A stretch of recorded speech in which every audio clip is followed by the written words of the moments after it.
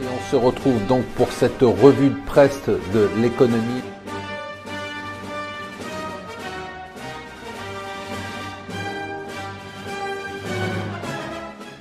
Bonjour et bienvenue sur Mon Financier pour la revue de presse de l'Écho. Nous sommes le jeudi 1er juin.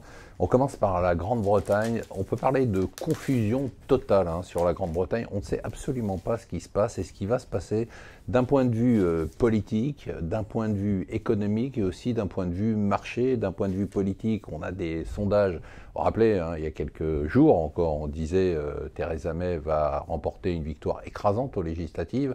Là, l'écart se resserre avec Corbyn. On avait même des sondages qui ne lui donnaient plus la majorité absolue à l'Assemblée, donc ça c'était hier. Du coup, on sait ce que valent les sondages en Grande-Bretagne après le Brexit. Du coup, une incertitude totale, alors qu'il y a un impact sur les marchés, on le voit, la livre sterling qui fluctue en fonction des sondages, qui a perdu jusqu'à 2% hier. D'un autre côté, des actions qui restent extrêmement fortes, le FTSE, l'indice de Londres, reste à son plus haut niveau. On sait même que les gérants internationaux, non seulement ne sont pas sortis de la bourse anglaise, mais ils sont rentrés dans la bourse anglaise depuis 6 mois. Ils ont surpondéré dans leur allocation la Grande-Bretagne, et d'ailleurs le FTSE a pris plus de 20% depuis un an.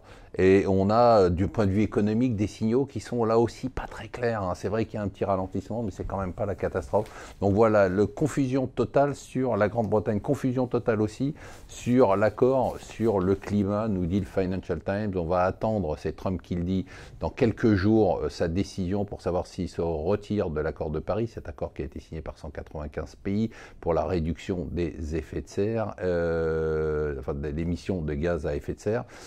Donc il se retirait. D'un autre côté, nous dit le Financial Times, avec un document qu'ils ont réussi à attraper, un document secret entre l'Europe et la Chine, qui compenserait le retrait des États-Unis avec une accélération de la sortie des énergies fossiles. C'est quand même incroyable pour nous, toute ma génération, de voir la Chine devenir un champion de l'environnement. L'argent continue à couler à flot sur les marchés, on le voit partout, on le voit notamment en private equity, nous dit toujours le Financial Times, avec une situation qui est quand même assez étonnante, puisqu'on a un fonds qui a encore battu un nouveau record. Le fonds, c'est CVC, vous le connaissez peut-être pas, pourtant c'est un très grand fonds de private equity. Figurez-vous qu'ils cherchaient à lever 16 milliards et ils ont eu plus de 25 à 30 milliards de demandes. C'est quand même complètement fou. Du côté de la Cour des comptes, on a un rapport qui est assez dramatique qui est sorti, qui flingue totalement les dernières années Hollande. Les chiffres auraient été manipulés, le déficit serait supérieur à ce qui était prévu. Du coup, ça va rendre la tâche extrêmement difficile pour Emmanuel Macron, qui a promis de repasser sur les 3%, risque de se reprendre encore un retard, sauf à augmenter les impôts. Et ça, c'est pas tout à fait l'ambiance. Alors, le plus important, on sait ce que c'est la météo.